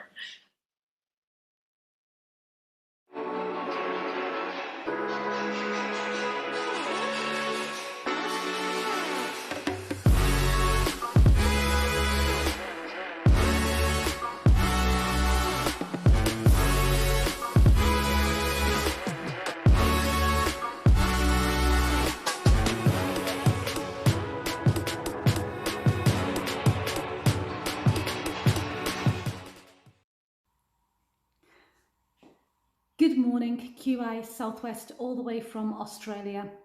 My name is Paula McGowan, and I'm the mum of Oliver McGowan, who died from a highly preventable death back in November 2016, Armistice Day. Let me tell you about Oliver. Oliver was just turned 18 actually. He had, as a result of meningitis, high-functioning autism, a mild intellectual disability, and simple partial seizures. He was great fun. He loved life. Life certainly seemed to love Oliver. He was playing for Southwest England FA development football squads. He was in training to become a Paralympian. Yet when he went to hospital, having partial seizures, he was scared and anxious, and quite rightly so. But for some reason, Oliver was given an antipsychotic medication, and the change in Oliver was catastrophic. As a result of this, when Oliver went to hospital in the future, we told the doctors that he was intolerant to these medications, and other doctors said the same thing. In 2016, Oliver went to hospital having one of these partial seizures, and Oliver himself made it clear to the medics that he was not to be prescribed any antipsychotic medications, and we said exactly the same thing. And yet Oliver was prescribed olanzapine, and this caused neuroleptic malignant syndrome and caused his brain to swell so badly, we were told it was bulging out the base of his skull, and Oliver died. During Oliver's inquest, it was clear that the doctors had no understanding of autism, intellectual disability, and how to make reasonable adjustments. And that's wrong. And this is where Oliver's campaign was born. because I strongly believe that, you know, if medics are not given the right training and the skills to support people who have autism and intellectual disability, that's not right, it's not fair, and that impacts patient safety. It's certainly impacted Oliver's.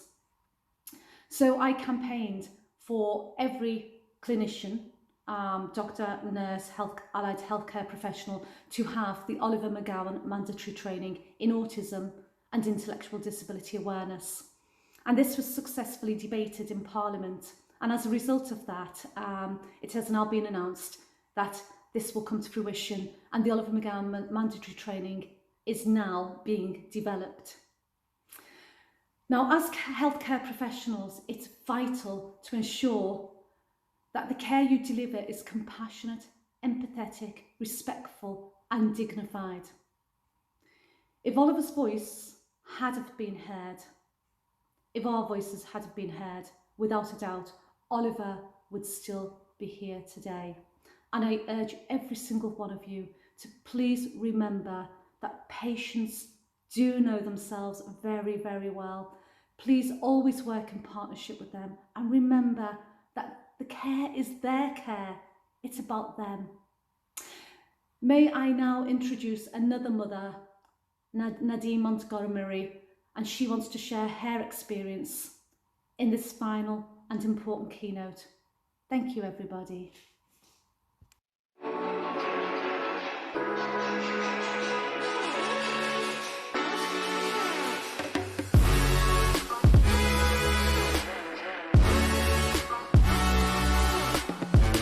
To understand what happened to me, why it happened to me, and to make sure with every fibre of my being that this never happened to another woman again.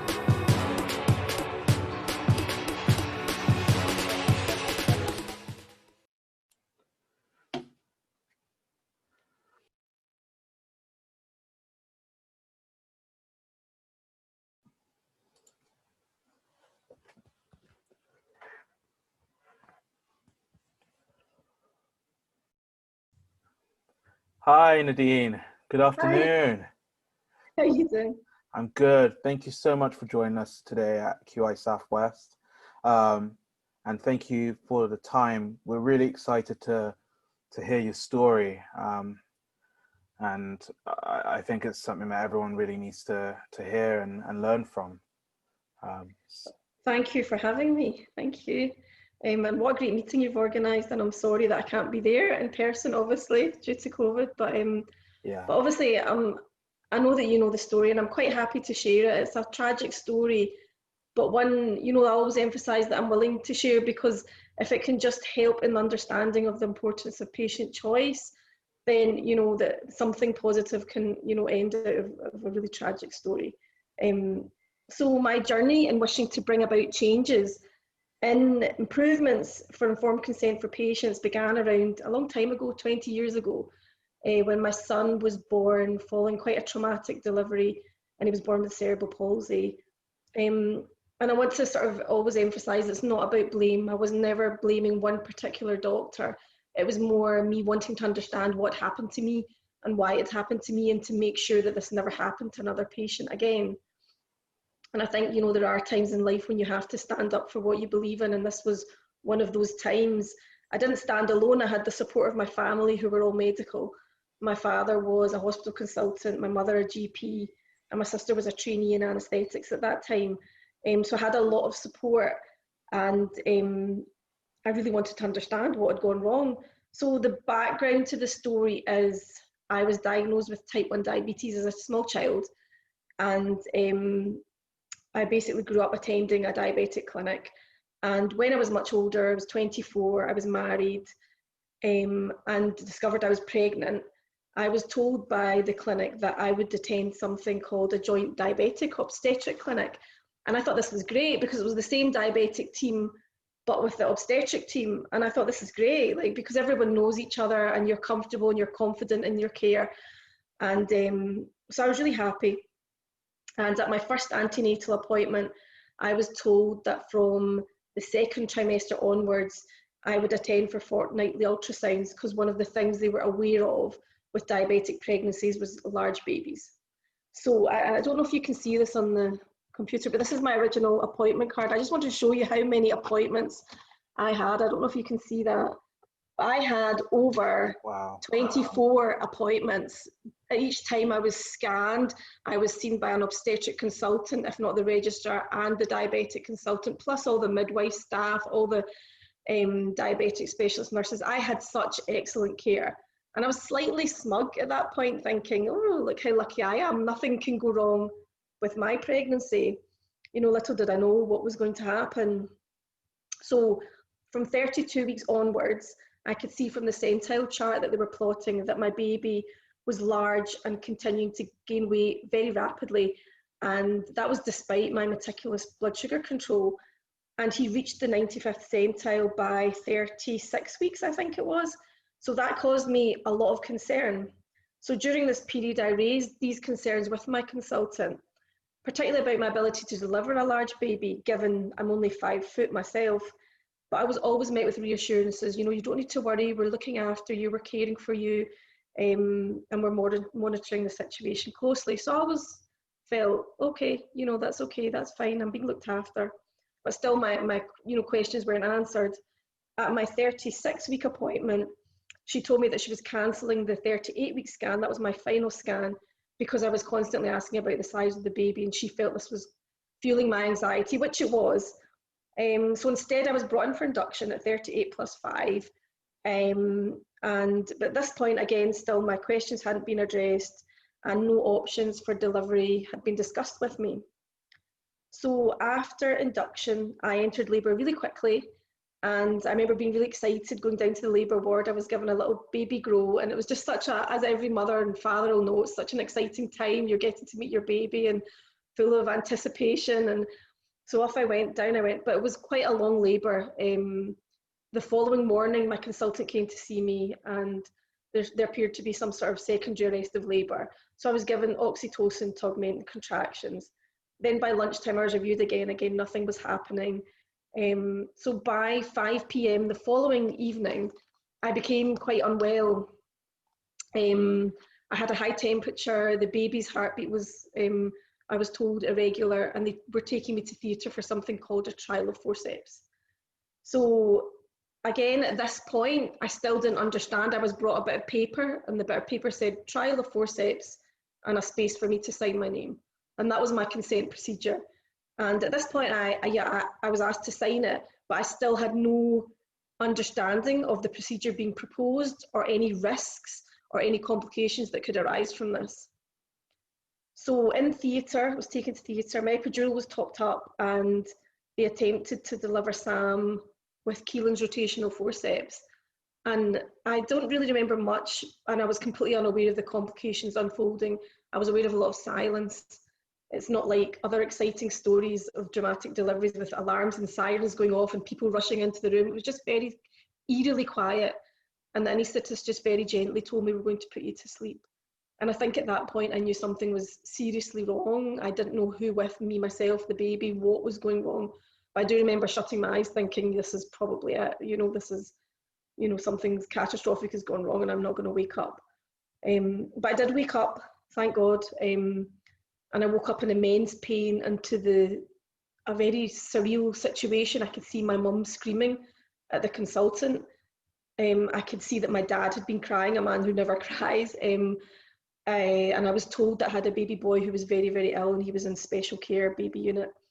I have a Polaroid picture of him. I'm not sure if Michael will be able to put it on for you so you can see he was ventilated. And I wasn't really told much at that point. I was given a Polaroid picture that, you know, by the nurses that could just like keep me, almost I think to keep me going. Every couple of hours they would bring me another picture, and when they removed the ventilation, then he brought me another picture, and, you know, it gave me some sort of hope. And it was a strange feeling of joy and utter despair, seeing your baby for the first time, but also that he's very seriously sick. And it was really only in the coming days that I found out what happened. And what had happened in theatre was that Sam's head was delivered using forceps, but his shoulders became stuck, which I later found out was something called shoulder dystocia, for a period of 12 minutes. She attempted several last resort measures to deliver him, such as breaking his clavicles in order to fold his shoulders and pull him out. That was unsuccessful. She attempted to push his head back in order then to do a caesarean section. And I have no doubt that the fetal head sustained more damage during this point. And finally, she had made 2 attempts to break my pelvic cartilage or pelvic bone using a scalpel, but both times the scalpel blade detached and she was unsuccessful. She says that she managed to deliver him with one final surge of adrenaline on her part by pulling really hard on his left arm. She thinks that the cartilage gave way enough to create a bit of room. However, that was 12 minutes, and I was told it was likely deprived of oxygen the whole time. So eventually he was stillborn and he required CPR and adrenaline to restore his heartbeat. He spent a very difficult 6 weeks in special care baby unit. He initially had his lungs ventilated, suffered with seizures due to hypoxic encephalopathy, and he had trauma to his head, his face, his neck with subdural hematomas. He was diagnosed immediately with left Erb's palsy because he didn't move his arm at all. And at 3 months of age, he was diagnosed with cerebral palsy.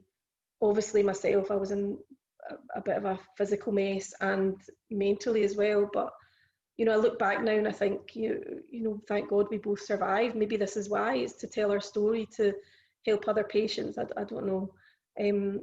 So afterwards, you know, a few months later, I did, you know, despite a basic explanation by my consultant, I still hadn't been given, you know, any information. Could this have been predicted or prevented? And my sister then was a trainee in anaesthetics, and through her training, we researched and lots of information, and she told me that doctors have a duty to fully inform patients and fully consent them and discuss options and significant risks. And that supported me in finding answers to why that hadn't happened in my case. She helped me research what the risk of shoulder dystocia would have been in my situation. And after looking through GMC guidelines, obstetrics college guidelines, lots of scientific papers, you know, we soon realised that my care with regards to explanation of risks, options for delivery and informed consent had been completely below standard.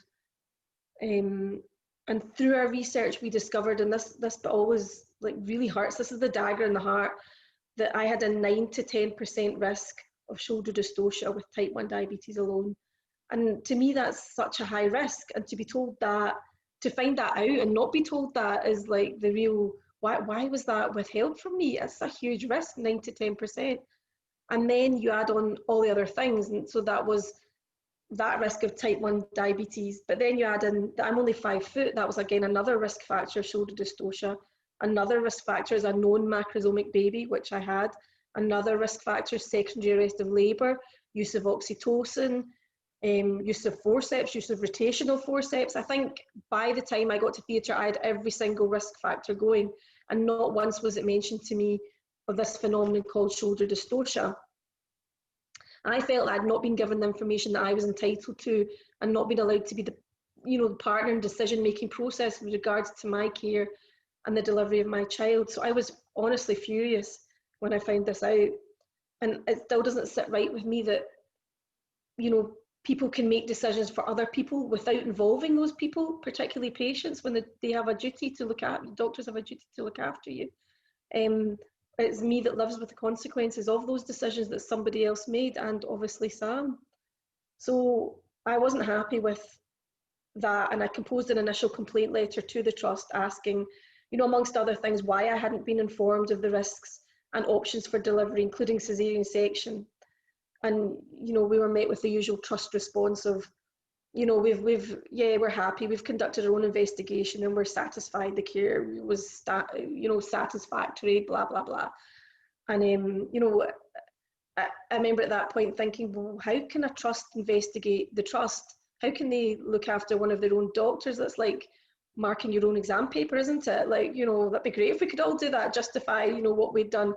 So, you know, I wasn't happy, and it upset me because it appeared that no one cared or even recognised that there was a deficiency in my care. And my concern was that if no one recognised that, then no positive changes would be made. And if no positive changes were going to be made, then surely this was going to happen again to another patient. So it became my goal to make sure that that didn't happen again. and the right discussions should be taking place with regards to options and risks between doctors and patients, making their decisions together as partners, which was what the GMC guidelines said in 1999, 1998, even before that. So growing up, just very briefly, Sam had obviously cerebral palsy. He had a lot of difficulties. He has a diagnosed with a dyskinetic type of cerebral palsy, so he's quite shaky, jerky, any kind of fine motor skills such as writing, two-handed tasks obviously impossible for him because of the Erb's palsy. He required physiotherapy, occupational therapy, speech therapy, hydrotherapy, you name it, we did it. My mum was fantastic. She was a GP but retired early to help me with him. I'd never even held a baby before, never mind, you know, a disabled baby. So it was a very difficult time. And growing up socially, he had a lot of problems. And you can imagine, you know, the stage when they realised they're different, that was a really hard stage. I think he was around 11 and he started to say really heartbreaking things like, I don't want to be here. And, you know, just things that just, it was completely avoidable. That's what breaks my heart, is that this didn't need to happen. He's doing really, really well now. He's going to be 21 in 2 weeks' time, and he's at university studying software engineering. And I'm so proud of all the obstacles that he's overcome. He's just phenomenal. But it does break my heart because this didn't need to happen. It was so preventable. What was the point? What was the point in all these clinic appointments if, you know, it was always inevitable that I was going to have a child that was, the risks weren't going to be discussed. He was always going to be a vaginal delivery, and he was always going to have cerebral palsy because of brain damage. So obviously not happy still, so I went to see my lawyer and we took our case forward to in Scotland we have the Court of Sessions, which is our civil court. And we went to the Outer House in 2009, and it was a long proof. It took a long time. We had to go through so many different things like the CTG trace minute by minute, and we had 2 experts and they had 2 experts, and it was soul destroying. And seeing my consultant there having to give evidence was heartbreaking too, because, you know, I know how hard doctors work to get to where they are, you know, with my parents, and seeing a doctor having to defend herself was heartbreaking too. But it was, again, I'll emphasize, it was never about her. It was about that we shouldn't be making decisions for our patients. But the decision they held was they stuck to Sidaway and Bolam, and that doctors should be assessed by their peers as to what risks should be disclosed to the patient. And although they accepted the 9 to 10% risk of shoulder dystocia, they focused on the 0.1% out of that 9 to 10% would lead to grave harm, and that they considered that quite a low risk. And, you know, my argument was that if you have 5 patients with shoulder dystocia, you don't know, you can't look at the 5 patients and say, well, that's the one that will have the horrendous shoulder dystocia that will lead to grave harm. It's unpredictable. You don't know. Every obstetrician will tell you they don't know till they're in the critical emergency situation which one is, you know, going to lead to harm. So I was obviously devastated by that. We appealed and we went to the Inner House, the extra division in the Inner House in Edinburgh, and again they upheld the same decision. So again, devastated, but refusing to give up, we decided we'll go to the Supreme Court in London. So in 2014, they assembled a full bench of 7 judges, which is very unusual. It's usually 3 or 5 judges that make a decision. And the fact that all 7 of them had assembled gave us an insight into the seriousness of it, and they were considering changing the law. The GMC also appeared and they intervened on my behalf, highlighting the good medical practice guidelines from the era of Sam's birth, and they emphasised the need for doctors and patients to be making decisions together. So we had a lot of support. And then a year later in 2015, all 7 judges unanimously agreed. And the ethical guidance with respect to informed consent that was really already essential for doctors per GMC guidelines was now passed into law. And honestly, it was just an amazing, it was almost like someone's heard me, someone's believed in me. Lord Reid, one of the Scottish judges, he stated, "So the doctor is therefore under a duty to take reasonable care to ensure that the patient is aware of any material risks involved in any recommended treatment and of any reasonable alternative. And the test of materiality is whether in the circumstances of the particular case, a reasonable person in the patient's position would be likely to attach significance to the risk, or the doctor is or should be reasonably aware that the particular patient would be likely to attach significant risk." So that sums up my case, doesn't it? I'm asking about, you know, having a large baby. I know that I have diabetes. I know that this is a risk factor, and you know, we have to be looking at our patients as individuals. And I think that's the message that the Lord Reid was trying to convey. And the Supreme Court also added with the advent of the Human Rights Act, patients should be seen as persons holding rights, not just the passive recipients of the care of the medical profession. You know, we have support groups and online research support groups now that patients can look things up themselves. So we have to realise times have changed with the internet.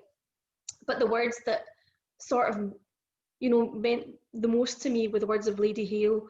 And she summed up really nicely, I think, how I felt at the time. And she spoke and she quoted my consultant. And she quoted two quotes that my consultant said when she gave evidence. And that was that it's not in maternal interests for women to have caesarean sections. And again, why it might not be best for mothers to have caesarean sections. And she used those two quotes to highlight whatever she had in mind. It didn't look like a purely medical judgment. It looked like a judgment that a vaginal delivery is in some way morally preferable to a caesarean section, so much so that it justifies depriving the pregnant woman of the information needed to make a free choice.